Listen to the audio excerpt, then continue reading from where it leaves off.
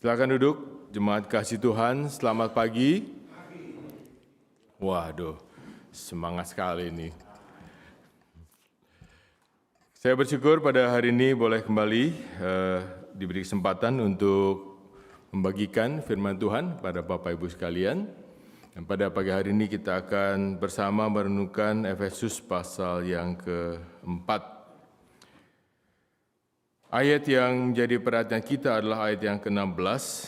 Dikatakan di sana, daripadanyalah seluruh tubuh yang rapih, tersusun dan diikat menjadi satu oleh pelayanan semua bagiannya, sesuai dengan kadar pekerjaan tiap-tiap anggota, menerima pertumbuhannya dan membangun dirinya di dalam kasih.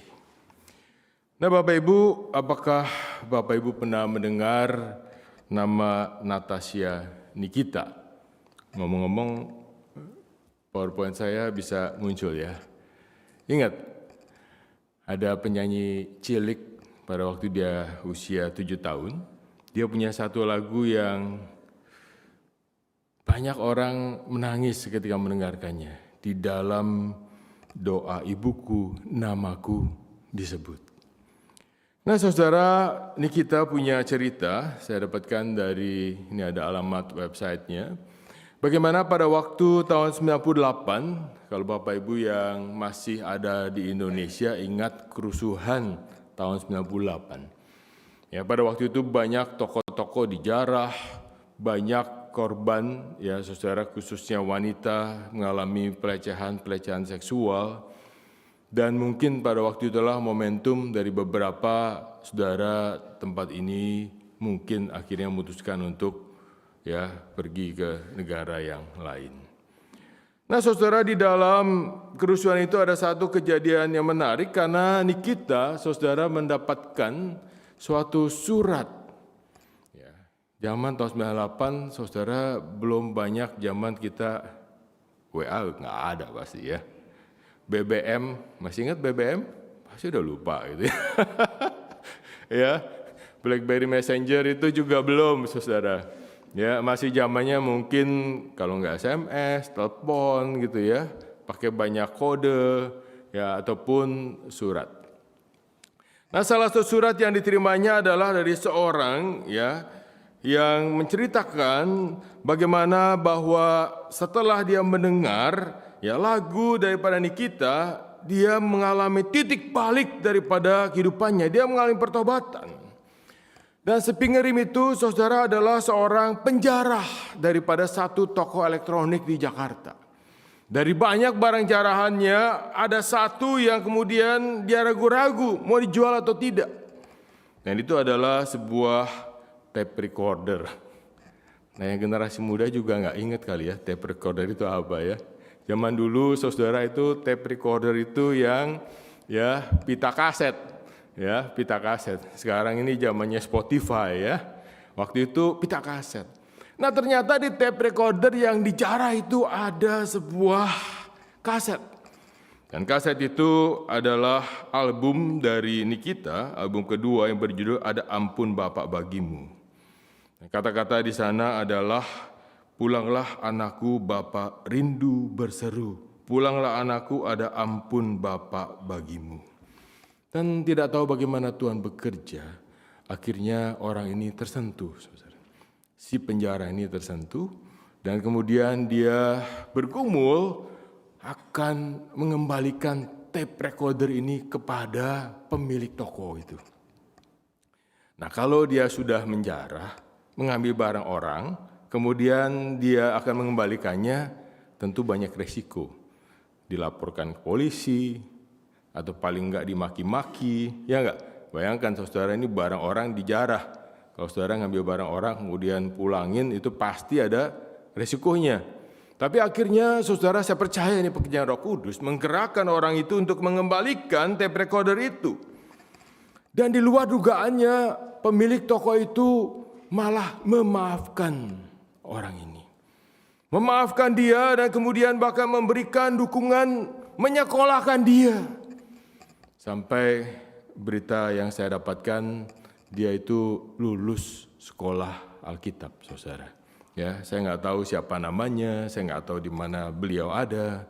Tetapi saudara, bukankah kisah ini suatu kisah yang pada waktu kita mendengarkannya, hati kita ya berkobar-kobar. Kenapa? Karena kita tahu bahwa Allah kita itu dapat bekerja di dalam segala hal. Allah kita itu dapat bekerja di dalam peristiwa-peristiwa yang sulit.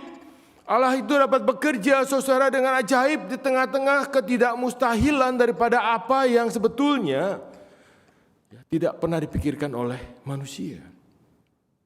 Saudara, dari barang jarahan dapat kemudian mempertobatkan seseorang. Dan ini menguatkan kita bahwa dia adalah seorang yang dipakai oleh Tuhan untuk menjadi penyanyi Kristen.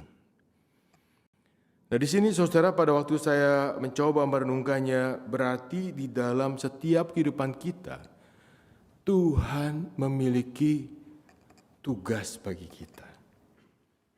Tentu tidak semua orang menjadi pendeta. Tadi ada yang jadi bendahara, Pak ya. Jadi rupanya 5 orang mengembalakan, 6 ya, mengembalakan 1 orang. Bapak sangat bersyukur, Pak. Puji Tuhan ya. Jadi saudara, tidak semua orang menjadi pendeta, tetapi ada orang-orang yang Tuhan tempatkan di berbagai tempat, baik di dalam kaitannya dengan ministry, pelayanan langsung berhubungan dengan pelayanan Kristen, ataupun juga bahkan di tempat-tempat yang lain. Bapak Ibu dalam dunia bisnis bisa dipakai oleh Tuhan, Bapak Ibu dalam dunia pendidikan bisa dipakai oleh Tuhan, Bapak Ibu yang ya setiap harinya mendukung pekerjaan Tuhan dengan doa dapat dipakai oleh Tuhan. Ya, saya dengar istilah ini pertama kali di Sydney, ada beberapa orang yang tugasnya nge-MC. Betul ya? Apakah ibu-ibu di sini suka nge-MC? Nge-MC itu katanya ngomong cucu ya. Iya tuh, saya juga baru terkesan saudara ya. Biasanya MC itu banyak ngomong di depan mimbar, dipegang mic saudara ya. Ternyata ada MC itu adalah ngomong cucu. Mungkin setelah pensiun, setelah purna tugas, tetap ada tugas yang Tuhan berikan, walaupun seringkali tidak kelihatan. Nah, seringkali itulah yang kita pikirkan bahwa dalam kita melayani Tuhan, kita harus selalu terlihat. Nah, kalau saudara perhatikan di dalam Efesus pasal yang keempat ayat yang ke-16 ini saudara ada beberapa terjemahan yang menarik. Yang pertama, kalau kita melihat ke dalam terjemahan NIV dikatakan di situ, from him the whole body joined and held together by every supporting ligament. Ya, kata yang dipakai adalah ligament. Grows and builds itself up in love as each part does it works. Ya, setiap bagian does it works. Ya, saudara perhatikan kata ligamen yang dipakai oleh para penerjemah daripada New International Version. Terjemahan ESV, saudara, dikatakan di sana, from whom the whole body joined and held together by every joint with which it is equipped when each part is working properly.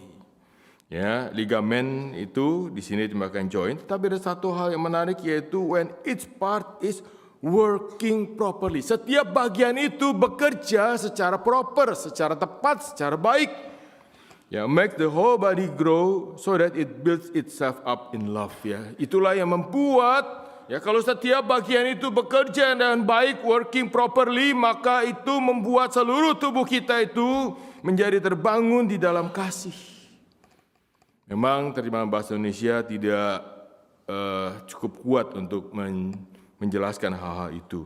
Katakan dalam Indonesia, daripadanya lah seluruh tubuh yang rapi tersusun dan diikat menjadi satu oleh pelayanan semua bagiannya, sesuai dengan kadar pekerjaan tiap-tiap anggota, menerima pertumbuhan dan membangun dirinya dalam kasih.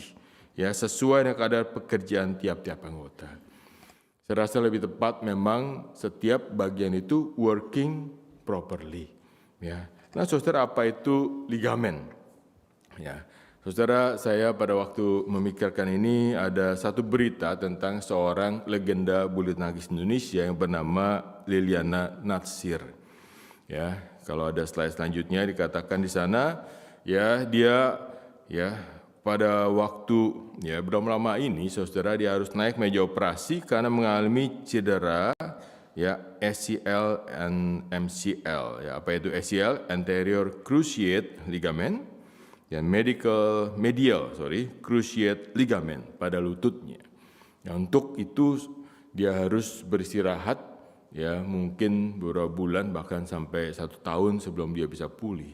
Ternyata ligamen itu adalah sesuatu, ya satu bagian daripada tubuh kita, ya seperti urat, otot dan sebagainya, yang saudara, kalau saudara perhatikan selanjutnya itu menghubungkan antara, ya kalau ACL itu adalah tulang, ya antara tulang paha dengan tulang kering, saudara. Ya, jadi pada waktu ligamen itu robek atau ligamen itu putus, artinya saudara tidak bisa berjalan. Saudara semua punya ligamen, betul nggak? Kalau nggak ada ligamen, saudara nggak bisa sampai gereja ini dengan berjalan kaki. Ya, saudara pasti punya ligamen. Tapi saudara pernah merawat ligamen saudara? Pernah? Nggak ada ya. Tahu di mana ligamen juga nggak tahu ya. Kalau nggak perhatikan seperti ini, saudara kita juga nggak pernah tahu di mana itu ligamen. Tetapi itu penting karena apa? Karena tanpa itu ternyata saudara tidak bisa berjalan. Karena tanpa ligamen saudara kita tidak bisa berlari. Tanpa ligamen yang menghubungkan bagian-bagian daripada tulang kita, bagian-bagian pada tubuh kita yang lain, saudara kita tidak bisa bekerja. Nah, ligamen itu ada di kaki, ada di tangan, ada di beberapa bagian daripada tubuh kita yang membuat kita bisa berkoordinasi dengan baik. Nah, pertanyaannya saudara, kenapa dikatakan ligamen? Apakah ligamen itu sesuatu yang terlihat? Tidak, saudara, tetapi itu penting. Nah, jadi pada waktu Tuhan mengatakan di sini, saudara, di dalam Efesus pasal yang keempat ayat yang ke-16, bahwa saudara tubuh kita itu from the whole body joined and held together by every supporting ligament. Kenapa istilah yang dipakai itu ligamen?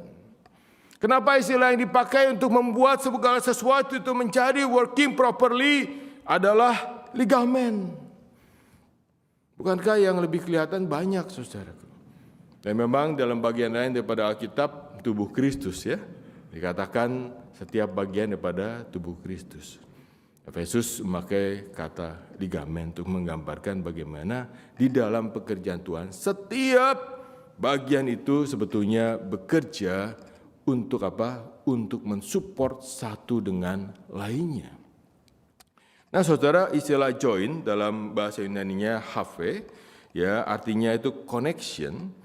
Nah, menarik sekali kalau kita membaca satu tafsiran daripada Frank Tillman, dia mengatakan dalam komentarnya bahwa di sini Paulus ya probably thinking of any part of body's line of connection, whether ligaments, arteries, nerve, muscle, or bones. Artinya Paulus menunjukkan bahwa di dalam bagian ini, ya setiap bagian itu adalah bagian yang tidak pernah terlihat dan bahkan kita tidak sadar kalau kita memilikinya di dalam tubuh kita. Tetapi bagian-bagian itu adalah bagian yang penting sehingga seluruh tubuh itu dapat bekerja dengan working properly. Nah, pada waktu saya merenungkan firman ini, sebetulnya saya dalam satu pergumulan yang bagi saya cukup berat di dalam pelayanan saya. Kenapa, saudara? Saya datang melayani di Kenya. Sebelum saya datang, paling tidak ada 2 orang yang mengatakan kepada saya, kamu ngapain ke sana? Kenya itu negara Kristen. Kalau kamu mau pelayanan, pergilah ke negara-negara yang bukan negara Kristen. Saya mau berangkat, saudara, ada 2 orang yang mengatakan ini, saya merasa, Tuhan, IPA ini ya, yang Tuhan inginkan saya kerjakan. Tapi saya tahu Tuhan panggil saya ke sana. Karena saya sudah bergumul, saya sudah berdoa, dan saya tahu langkah demi langkah saya Tuhan pimpin ke sana. Kemudian sampai di sana, saudara, minggu lalu saya ceritakan sedikit.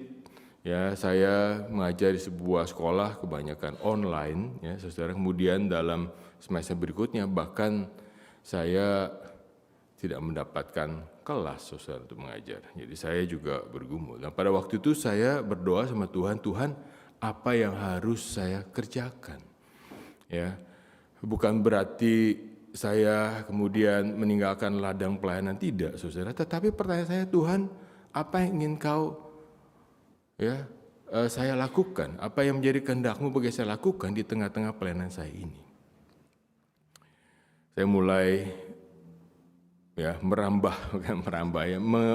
mencoba untuk melihat bagian-bagian lain daripada pelayanan yang ada di sana. Tetapi dalam beberapa kali konsultasi, termasuk dengan ketua sinode saya, Pak Karyanto, dia mengatakan bahwa background saya lebih tepat di sekolah teologi. Dia mengatakan misalnya 1 tahun ada 100 mahasiswa, setiap mahasiswa mengembalakan 30 jiwa, bisa dihitung berapa yang dapat dilayani. Jadi pada waktu itu, saudara, saya merasa, Tuhan, apa yang saya kerjakan? Dan bagian firman Tuhan ini, saudara, mengingatkan saya bahwa sebetulnya yang harus kamu renungkan, yang harus kamu pikirkan, yang harus kamu doakan dan kerjakan itu adalah bahwa kamu itu di bagian ligamen yang mana. Di bagian yang mana yang tidak terlihat tapi kamu tetap mengerjakan tugas pelayanan yang aku percayakan padamu. Maka itulah sebetulnya yang menjadi kehendakku. Apakah saya tetap di dalam bidang pendidikan teologi atau saya pindah pelayanan? Saya ingin sekali seperti teman-teman saya frontliner, walaupun saya tahu pekerjaan misi itu banyak, saudara. Dan pada waktu itu ada satu berita yang heboh, saudara, di Kenya. Yang bikin heboh, saudara, bukan hanya berita di Kenya, kebanyakan yang bikin heboh itu orang Indonesia, saudara. WA masuk satu demi satu. Berita itu rupanya menjadi salah satu headline di Indonesia. Di negara lain juga adalah apa yang terjadi di Shakahola, saudara. Jadi ada seorang pendeta, ini dikenal dengan Shakahola cult, harusnya Shakahola. Sorry, saya salah tulis, saudara. Sebetulnya namanya bukan Shakahola cult. Nama daripada gereja ini adalah Good News International.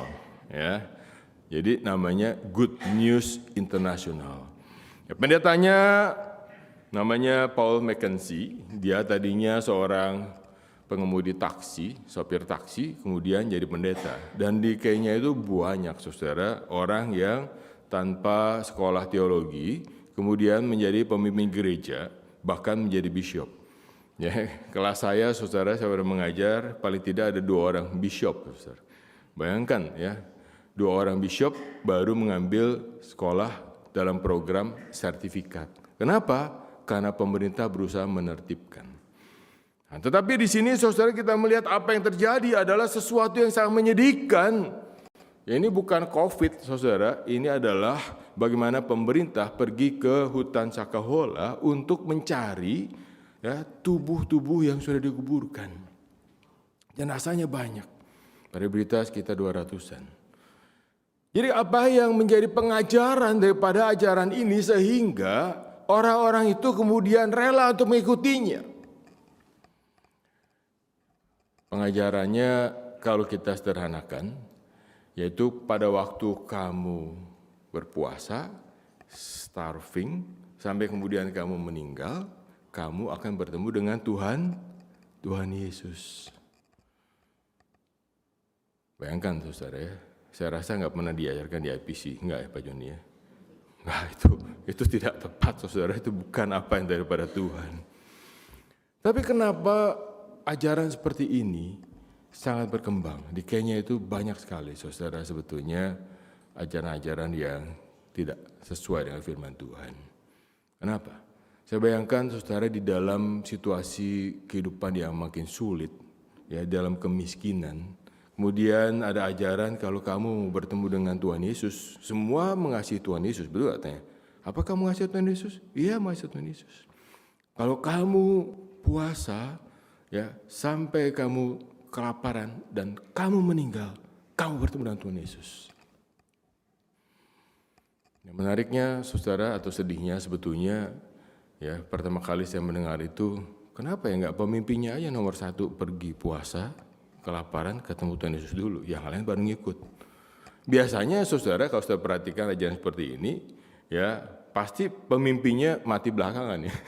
Walaupun itu dia mati, bisa-bisa dia nggak mati. Sekarang Paul Mackenzie masih hidup saudara. Tapi pengikutnya itu banyak yang ikut. Ya, pertama-tama anak-anak, kemudian wanita, pria, barulah para pemimpin gereja. Tapi ya pemimpin gereja nggak tahu kapan saudara, ya sampai dia berpuasa sampai mati. Pada waktu saudara saya bergumul, saya mendengarkan akan hal ini, saya melihat, maka saya bertanya pada Tuhan. Kalau begitu Tuhan, ya pendidikan teologi itu penting ya sana. Nah, akhirnya Tuhan membuka jalan bagi saya untuk pindah ke sekolah teologi yang lain, di mana saya bisa lebih merasakan inilah pimpinan Tuhan, tempat yang lebih tepat bagi saya untuk melayani. Saya terus berpikir, ini adalah ligamen tugas saya untuk boleh ya berbagian di dalam satu bidang pendidikan teologi di mana saya bisa mempersiapkan generasi penerus daripada para murid-murid yang akan kemudian masuk dalam gereja. Seperti yang dinasihatkan oleh beberapa teman saya. Dan ini yang menguatkan saudara di dalam kita mengerjakan tugas pelayanan itu. Di dalam apa yang saudara kerjakan setiap harinya pun saudara perlu kita dikuatkan oleh Tuhan. Tuhan, pekerjaan saya ini sebagai seorang pebisnis, pekerjaan saya sebagai seorang mahasiswa, bekerja di dalam pekerjaan di kantor ataupun apapun bidang yang saudara kerjakan, saudara harus memiliki satu keyakinan bahwa itu tugas daripada Tuhan untuk saudara. Karena hidup kita itu adalah hidup yang bukan sekedar mencari nafkah, tetapi hidup kita adalah hidup yang berbagi, karena kita tahu kita harus menjadi living testimony bagi Tuhan. Saya percaya tidak ada yang kebetulan dalam apapun saudara kerjakan. Tidak kebetulan pula saudara jikalau saudara mungkin satu kali mengalami kesulitan, karena di dalam rencana Tuhan tidak pernah ada sesuatu yang kita bisa tahu. Tetapi tugas kita adalah mencari tahu, mengerjakannya, dan di sana kita bisa melihat Tuhan, Kau boleh pakai saya. Kadang-kadang pekerjaan Tuhan atau apa yang Tuhan berikan pada kita itu ya di luar dugaan kita. Saudara baca kitab, saudara pasti ingat kisah Yusuf ya. Saudara pasti tahu kisah Yusuf ya. Yusuf itu kalau saudara potong bagian terakhirnya, wah enak ya, dia raja di Mesir ya, di bawah Firaun ya. Dia bilang A, Firaun ikut A. Ya, bayangkan saudara, dia bisa mengkontrol ya bahan makanan dari seluruh Mesir. Bukankah itu suatu posisi yang spektakuler gitu ya. Kalau saudara perhatikan itu semua orang hormat pada Yusuf walaupun dia orang asing di sana. Tetapi pada waktu saudara lihat awal daripada apa yang Yusuf kerjakan, apakah Yusuf bilang, Tuhan, yes. Misalnya saudara pada waktu dia ya dikerjain sama kakak-kakaknya. Apa Yusuf bilang, yes. Saya percaya Yusuf sebagai manusia akan bertanya pada Tuhan, kok begini ya? Kenapa saya sampai seperti ini? Dijual saudara pergi ke Mesir. Apakah di tengah jalan Yusuf mengatakan, yes Tuhan, ini tugas darimu. Saya rasa saudara Yusuf pun sebagai manusia bergumul. Kalau saudara mengalami itu, wajar bukan? Saudara akan bertanya pada Tuhan, apakah ini tugas darimu Tuhan? Kemudian saudara dia dipakai menjadi seorang kepercayaan Potifar. Ya, wah, mungkin ini Tuhan yang Kau mau. Aku di Mesir boleh mendapatkan suatu posisi yang baik. Ya, Yusuf itu diaspora juga ya. Diaspora kan? Ya, walaupun saudara perginya dengan cara yang berbeda, tapi dia termasuk bagian daripada diaspora Israel di Mesir. Ya, wah, lagi senang-senang, datanglah saudara sesuatu yang tidak terduga. Nah, saudara baca kisah itu, saudara sebetulnya itu setup. Ya, setup. Karena apa? Karena nggak mungkin Yusuf datang, tiba-tiba semua orang nggak bekerja, nggak ada saudara, nggak ada ceritanya gitu. Itu pasti setup karena istri Potifar itu sangat suka pada Yusuf. Buktinya begitu Yusuf menolak, dia teriak, kalau semua orang datang di situ. Jangan-jangan semua orang pada ngeliatin tuh ya. Ya, mereka sebetulnya pasti setup. Tapi Yusuf Ya kita bersyukur Yusuf memberikan kesaksian, dia lebih takut pada Tuhan daripada kepada manusia. Dia tidak mau melukai hati Tuhan. Dan di sanalah saudara kita bisa melihat Yusuf masuk ke penjara. Penjara, saudara, dia ketemu orang yang mimpinya ditafsirkan, kemudian dijanji, Yusuf, kalau gue keluar, gue bilangin pasti lu akan keluar segera. Juru minuman, ingat saudara ceritanya? Tapi dalam waktu Tuhan, dia lupa. Dalam waktu Tuhan dia lupa. Coba dia nggak lupa, saudara, pada waktu Firaun nanya, ya siapa yang bisa mengartikan mimpi ini, mungkin Yusuf udah nggak tahu di mana. Ya Yusuf mungkin udah pergi berkelana. Tapi Tuhan tetap taruh dia di penjara sampai waktunya yang tepat. Saudara, kalau saya merenungkan kisah Yusuf ini luar biasa sekali. Seringkali kita tidak sadar bahwa inilah sebetulnya yang mungkin adalah kisah daripada hidup kita. Kalau saudara boleh mencoba ya recall kisah hidup saudara. Ada banyak hal yang di luar dugaan, tetapi ternyata di sana Tuhan bekerja. Ada banyak hal yang di luar daripada apa yang saudara pikirkan, tetapi di sanalah Tuhan bisa memakai saudara, dan pada waktu yang tepat saudara berada satu tempat yang tepat, dan pada waktu itulah saudara akan melihat ternyata Tuhan itu setia dan Tuhan itu mau pakai kita. Jadi saudara, setiap kita punya bagian dan itu harus working properly, ya, ligamen. Saudara, saya ada bagian yang mungkin tidak terlihat, tetapi kalau saudara tidak mengerjakan bagian itu, maka pekerjaan Tuhan itu tidak working properly. Nah, saudara, ada seorang yang bernama John Joroge, kalau saudara perhatikan, ya, maka John Joroge adalah saya kenal dia, saudara, karena saya pernah mendengarkan dia adalah seorang pembicara di dalam retreat kami. Ya, di tengah itu saudara yang ganteng itu namanya John Joroge. Dia sebelah kanan dia istrinya Leah, dan ini adalah anak-anak daripada panti asuhan Valley Light, ya. Ya, jadi saudara, John itu adalah sebetulnya kisah hidupnya sangat menyedihkan. Kata terakhir yang dia dengar dari papanya adalah, aku tidak menginginkan kamu. Ya, aku tidak menginginkan kamu. John, saudara, ya, bertumbuh dalam satu keluarga di mana mamanya berusaha memproteksi ya dia dan kakak beradiknya dari cengkeraman ayahnya yang sebetulnya sangat abusive. Dan di Kenya cerita seperti ini banyak, saudara. Papa yang meninggalkan keluarga, datang mabok, ya, memukuli anak-anaknya, mengabuse mamanya, saudara. Dan wanita yang harus berusaha untuk mengerjakan tugas yang seharusnya dikerjakan oleh seorang pria, yaitu menjadi breadwinner. Banyak, saudara, banyak sekali. Banyak sekali single mother, ya, banyak sekali orang yang hamil luar nikah. Saudara, itulah kenyataan hidup di negara yang mungkin ekonominya sangat parah, saudara, ya. Ya, Kenya tidak terlalu parah, mungkin di negara Afrika yang lain banyak, tapi ya di bawah daripada beberapa negara yang lain. Dari sanalah, saudara, kemudian John bertumbuh. Ya, banyak kisah kalau saudara membaca di websitenya Valley Light. Ya, saudara akan melihat beberapa kisah pada John Joroge.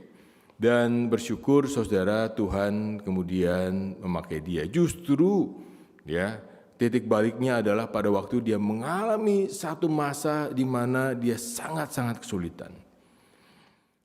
Pada waktu itu di rumahnya dia dengan adik-adiknya, mereka nggak punya makanan. Ya, dia sebetulnya tinggal di Kijabe, di kota saya, sebetulnya nggak jauh dari tempat tinggal saya. Ya, tapi pada waktu itu belum di sana, saudara. Ya, John masih di satu tempat yang seperti dipinjamkan kepada keluarganya. Jadi pada waktu itu, saudara, dia kelaparan dan tidak punya makanan. Adik-adiknya juga tidak punya makanan dan tidak tahu mau cari makanan di mana. Akhirnya dia mengetuk pintu rumah. Pada waktu dia ketuk pintu itu, ternyata, saudara, itu adalah rumah daripada seorang misionari. Ya, misionari ini kemudian memberikan kepada dia makanan. Dan akhirnya dia bisa bawa pulang makanan. Tetapi puji Tuhan, misionari ini bukan hanya sekedar memberikan makanan, tetapi mengikuti dia sampai ke rumahnya dan kemudian memperhatikan keluarga ini. Nah, John akhirnya menjadi orang yang pandai di sekolah, ya, dia sekolah baik, dan puji Tuhan dia dapat beasiswa sekolah kedokteran di Amerika. Tetapi misionari ini kemudian mengingatkan pada John, kamu kan menjadi hamba Tuhan, kenapa nggak masuk sekolah Alkitab dulu? Ya, dia masuk Kent University dan dia lulus di sana. Kemudian dalam pergumulannya dia terus menjadi mahasiswa yang baik. Dia mulai melayani di sana. Akhirnya dia melanjutkan, dia punya 3 master sebetulnya daripada Talbot School of Theology di Biola University di LA. Ya. Jadi pada waktu itu dia punya master di filosofi, master di New Testament, dan dia punya MTH, dan dia kemudian melanjutkan studi di University of Georgia. Dia punya PhD dalam bidang filosofi. Dan dia adalah salah satu bagian daripada mungkin sekarang namanya tetap pada bagian daripada pelayanan Rafi Zacharias Ministry, ya. Saudara jangan melihat Rafinya tetapi melihat pelayanan. Dia adalah seorang yang melakukan pelayanan apologetik. Nah, kalau kita berhenti sampai di sini, maka kisah ini seperti kisah Cinderella. John mungkin akan menjadi seorang profesor di Amerika. Betul nggak? Bayangkan saudara, dari nol, naik, sampai saudara dia punya PhD. Ya, kebanyakan setelah selesai sampai di sini, cerita itu, maka John akan menjadi seorang yang berhasil di Amerika untuk menjadi yang mungkin seorang pengajar sekolah teologi, atau karena dia Rafi Zacharias Ministry, dia bisa menjadi seorang partner di Amerika, dia bisa hidup di Amerika. Ayo puji Tuhan, saudara. Sesuatu yang dulu dia tidak mau kerjakan, karena satu waktu daripada kehidupannya, misionari mengatakan, kamu pergi ke Selam, tolong anak-anak yang diabandon di sana, dia nggak mau kerjakan. Tapi ada satu titik di mana istrinya, Lea, yang punya beban untuk melayani kembali ke Kenya, memperhatikan orang-orang atau anak-anak yang diabandon, anak-anak yang ditinggalkan. Nah, kalau saudara perhatikan, inilah yang dituliskan oleh John Joroki di sini.